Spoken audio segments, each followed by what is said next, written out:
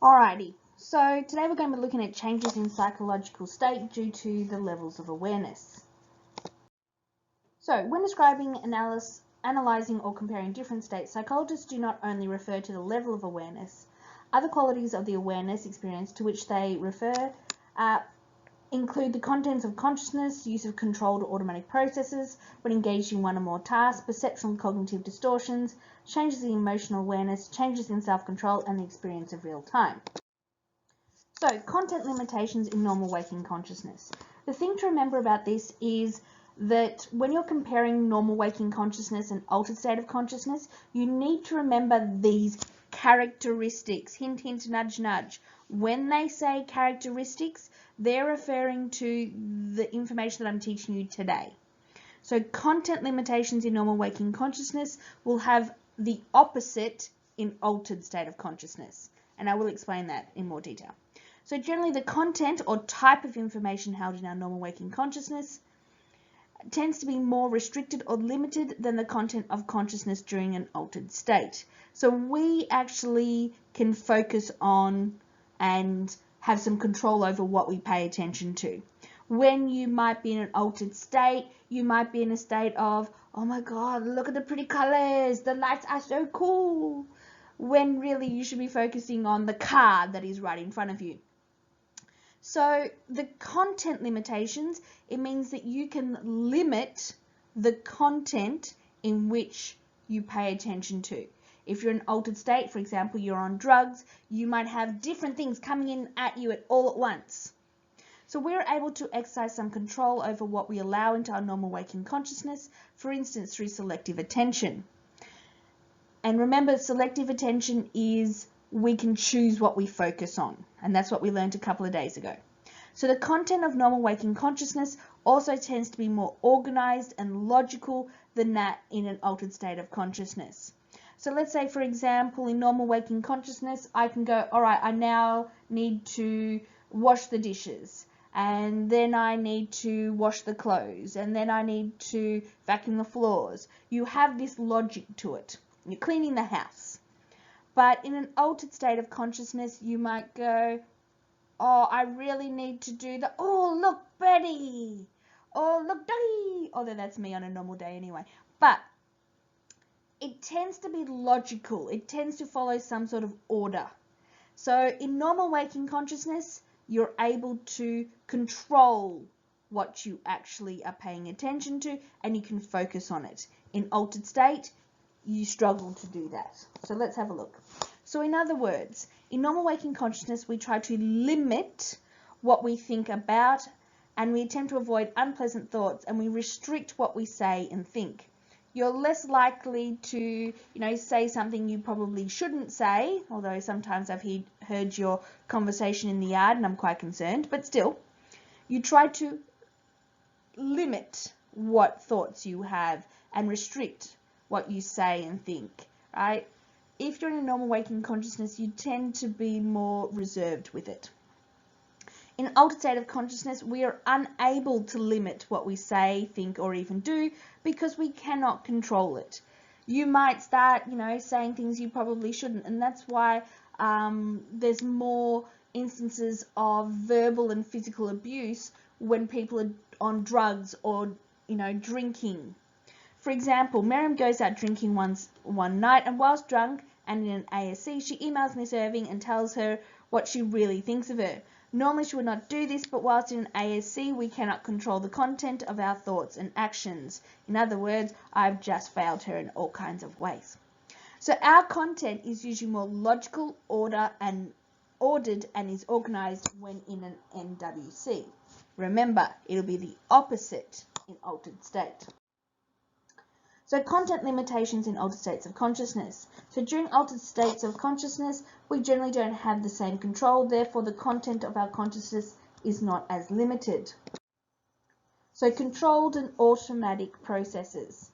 A controlled process involves conscious, alert awareness and mental effort in which the individual actively focuses their attention on achieving a particular goal. So you are focused on doing something. Let's say, for example, you're saying, I really want to get my psychology homework done before 10 a.m., right?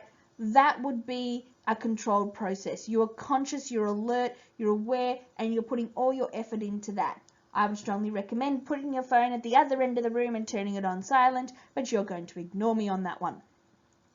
So a controlled process is often required when a task is novel or unfamiliar or difficult. For example, when you guys start driving, and some of you have already started, it's going to be a lot, you're going to need a lot more focus, and you're going to have to concentrate a lot more than what you would if you've been driving for 20 or 30 years, right? Sometimes that's detrimental to those people who have been driving for 20 or 30 years because we tend to take it for granted, but we won't get into that. So you start focusing on every single thing, how fast you're going. I remember the first time that I ever drove a car, for some reason I really noticed how fast we were going, and I struggled. So controlled processing of information tends to be serial. That is, you can usually only perform one task requiring controlled processing at a time. If you have to focus, you focus entirely on this process, right? And you are actively trying to achieve that goal. So please note, controlled and automatic processes usually get asked in VCE exams. So it's important to know the difference between the two. Controlled processes are when you have to concentrate on one specific task and cannot, I cannot stress this enough, cannot complete another, as the first task requires all your attention and focus. It involves you being conscious, alert, and aware. For example, April would be completing a controlled process when completing a crossword puzzle. Automatic processes are when you are completing simple tasks that require very little mental effort or awareness. You could complete the task automatically without having to think about it. For example, brushing your hair, brushing your teeth, walking around. You don't need to think about it. You can just do it. And over time, certain things become automatic. So an automatic process requires little conscious awareness and mental effort. Minimal attention does not interfere with the performance of other activities. It is used when a task is simple or familiar and tends to be rapid. Right? So an experienced driver can usually reverse park more quickly than a learner driver. And I can reverse park, I cannot parallel park to save my life, and we won't discuss that. Unlike controlled processing, automatic processing tends to be parallel. This means that we usually can handle 2 or more tasks at the same time. I can usually watch TV and, iron, but that's a lie because I've never picked up an iron in my life. Alright, so please note, examples of exam questions associated with controlled and automatic processes are: in reference to controlled and automatic processes, explain what process George would experience whilst learning to drive a car when compared to Sarah, who's been driving for 10 years. Explain using controlled and automatic processing why driving and texting could cause car accidents. So let's have a look at that question, or at least the first one. So George is currently in a controlled process because he hasn't had that much experience, because it's no longer it's not an automatic process for him. He needs to focus on every little detail whilst he's learning to drive. Sarah, who's been driving for 10 years, would use automatic process because things have become natural to her. So turning on the indicator is almost a natural process when driving a car and trying to turn the corner. Sometimes I worry about how I get to work because I completely tune out for everything. And if anyone's listening who's a cop, I'm so sorry. I haven't hit anybody. But for some reason, I can get to work and not even think about where I'm turning. I just get to work, and it's weird. With the second question, explain using control and automatic processing while driving and texting could cause car accidents. Alright, remember, with controlled processing, because it still involves your complete focus, and it's considered, even in the previous scenario, it's still considered a part of controlled processing, but you need controlled processing to drive. There'll always be something that actually, you need to pay attention to at all times, right? Texting for you might be an automatic process, but if you're doing a controlled process, you can't do both at the same time. So keep that in mind. You may want to do a better worded one than what I did. So another one, another characteristic, hint, hint, nudge, nudge, listen to that word, characteristic of NWC is perceptual and cognitive distortions. So compared with normal waking consciousness, the way we experience sensations and perceptions in ASC is often different. So in ASC tends to have one or two effects on the senses. It either makes them more receptive to external stimuli or dulls them to such an extent that some sensations are not experienced at all. I used to work at a bar, and I can tell you right now, those people who were high, there were some that they felt every single thing. So they would touch things and go, oh my God, this is so smooth. Oh, it's great. You should feel it. They were so high. Anyway, they could be more receptive to external stimuli, or they could literally not feel anything at all. I've seen people on drugs and doing alcohol, I'm such a boomer, who have walked into walls, been punched, and they are bleeding profusely. Ambulances are there, and they don't even think anything's happened. They do not feel the pain. So, an example, some drug-induced ASCs may make perception of sensory experience more vivid, so that colours seem brighter, tastes and smells are stronger, sounds are louder and more variable, and touch more sensitive. In some instances, people may even hallucinate, seen that too, experiencing perception of stimuli or events that are not really occurring. They may see visions or hear non-existent voices. So alternatively, during meditation, individual may be able to focus their concentration to such an extent that their normal pain threshold is so high that regardless of what is done to them, they report experiencing no pain at all. There's even been studies done where they've done surgery on people who have, gone into a deep meditative state, and they've done surgery without anesthesia. That's just nuts. Don't do that. But they've managed to do it without feeling any pain whatsoever. I say, bring on the drug. Alright, so in other words, in NWC, our sensations and perceptions are completely normal. However, in an ASC, you may experience more intense sensations or dulled sensations. You may also start to perceive things differently. For example, Shazia has been taking some serious hardcore drugs. And as a result, whenever someone looks her in the direction she believes or perceives them as giving her a look. In one instance, Alice says hi to her and Shazia punches her, breaking her hand in the process. Despite the physical injury, Shazia feels no pain as her sensations have dulled. This is why drunk people sometimes, and people on drugs, state that they see bright, vivid colours, so the perception is altered. State that they have no pain, so sensation is altered. Getting to fights, perception is altered, usually because someone thinks somebody has said something or done something. Have impaired judgments, cognitive distortion, not thinking right. Don't remember what happened the night before, so cognitive distortion. So, perceptions can be so distorted in ASC that people may lose their sense of identity, so who they are. I've seen some very drunk people who really don't even remember their own name or addresses. I went out with somebody, as a group of friends, and we were trying to get her home, and we're telling the taxi driver, okay, so we need to get her home. What's your address? And she goes, I don't know what my address is. And so she ended up sleeping on somebody's couch.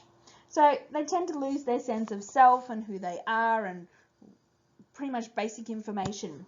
So cognitive function also tends to become impaired during an ASC. In NWC, it's perfectly normal, in theory. Thought processes are often more disorganized during a waking ASC, as well as during the ASC of dreaming when asleep. In an ASC, thinking is often illogical and lacking in sequence. So you might think about what you had for breakfast, then all of a sudden, oh my God, horses are so cool. And then difficulties may be experienced in decision making and problem solving. In addition, people often have trouble remembering events that occur during an ASC. And I'm pretty sure that none of you will ever experience this because you're not allowed to drink because it's naughty. If you ever come across a situation where you get home and the next day people go, oh my God, you were so funny last night whilst you were drunk and you don't remember anything, remember this PowerPoint. You tend to actually forget what you did whilst you were in an altered state, especially when you're drunk and on drugs. Don't do it. All right, emotional awareness. A change in our awareness and experience of emotion is also associated with many ASCs. So normally in NWC, you can actually, identify what your emotions are. You can work out, I am sad because, right? Or I am happy because. You know why you're happy. You can identify your emotions and probably explain why. So ASCs appear to sometimes put an individual's feelings into a state of turmoil resulting in uncharacteristic responses. So you may express your emotions more openly than in normal waking consciousness. So in some cases, people who are in ASC tend to be very loving. We won't discuss how loving they are, but they tend to be very loving and go, I love you, man. Oh, no, I love you. Very crazy. So in other ASCs, people have reported feeling emotionless. They have no feelings at all for events or situations that in normal waking consciousness would produce a highly emotional reaction in them. Right? There have been people, and they take the drugs because it does numb them. All right, self-control. Changes in our ability to maintain self-control are often evident during ASCs. Right? And this is where we start getting the, fights, people unable to control their own movements, sometimes their own bowels, right? So things you would normally never do, you start to do when you're in an ASC. And we're talking some of the bad ones here, right? It's the complete loss of control over things you say, the things you do, your bodily functions. We'll talk that not on video. Time orientation in NWC is that you're aware of when certain time is passing. So I've seen it in exams where they will actually talk about Johnny was sitting at an exam and happened to look down, and then all of a sudden it was the end of the exam, right? This would not be a normal waking consciousness, it'd be ASC. So an estimation of time is frequently distorted in an ASC. Time seems to pass at a different speed than normal. For some reason, you'll be there and then all of a sudden, oh, I forgot. And then you'll get there and you go, oh, it's the end of the exam, or I didn't realize how much time had passed. People in normal waking consciousness are aware of the time. So for some individuals in ASCs, the passing of time may appear to be quicker, while in other ASCs, time appears to pass very slowly. So for example, when you're woken from a nap, you may be surprised to learn that only an hour has passed since you fell asleep. It may seem as though you have been asleep for much longer. At other times, you can feel as though you've slept for a much shorter time than you actually have. I usually have this in the morning when I've turned off the alarm, and then I go, oh, just 5 minutes more, and then all of a sudden it's 2 hours later and I'm late for work. So comparing the effects of one night of full sleep deprivation versus legal blood alcohol concentrations. You need to really highlight this sucker. And I'll tell you, they added this a couple of years ago into the study design, and it is insane. You need to know it. Just know it. So an influential study on how sleep deprivation can change conscious experience and adversely impact on human performance. Australian psychologist Drew Dawson and neurologist, can't speak this morning, Catherine Reed, identified a significant relationship between fatigue due to moderate level of sleep deprivation, legal levels of alcohol consumption, and impaired performance. So this is what they found, and this is what you really need to know. They found the performance on a variety of cognitive tasks following 17 hours of full sleep deprivation. So that's pretty much they didn't sleep for 17 hours, which they called sustained wakefulness, had decreased to a level that was equivalent to that of a person with a blood alcohol concentration BAC of 0.05, which is the legal drinking limit in Australia and many other countries. So I want you to think about it this way. If you have not slept for 17 hours, your reaction time, your cognitive level, your ability to perform on certain tasks will be the equivalent of you being drunk and over the legal drinking limit, so 0.05, right?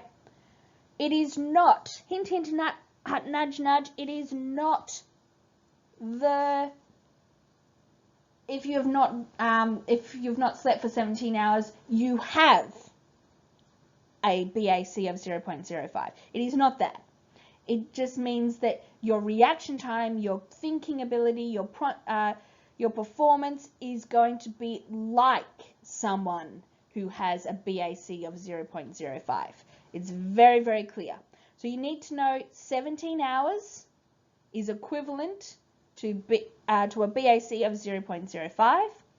Performance following 24 hours of sustained wakefulness, so that's a whole day, was equivalent to someone with a BAC of 0.10, which is double the legal drinking. So if you've not slept for 24 hours, this means that you have the cognitive ability, the performance ability, and the reaction time of somebody who is actually twice the legal drinking limit. So the results showed that as the level of blood alcohol concentration or amount of sleep deprivation increased, performance on the task tended to decrease. Highlight that. And I've pretty much just said all of that. Very, very clear.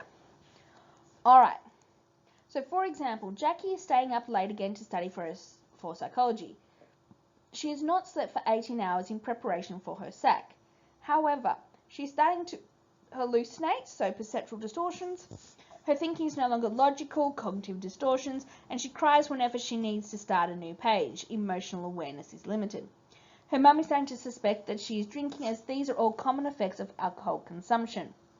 So, this is pretty much giving the impression that if you've had only a certain amount of sleep or you haven't slept for 17 hours, there's a good chance that you are going to have similar symptoms to somebody who is drunk. This is a common exam question. Hint, hint, nudge, nudge. Please make sure you know how much sleep deprivation caused a BAC of 0.05 and 0.10. That it produces similar effects or symptoms as somebody with a BAC of 0.05 or 0.10%. Not that it gives you a BAC of it. Just make sure you're aware of that. Wording is important. Notes to take away from this lesson. You must know the characteristics. I'm just going to press that little characteristics, people.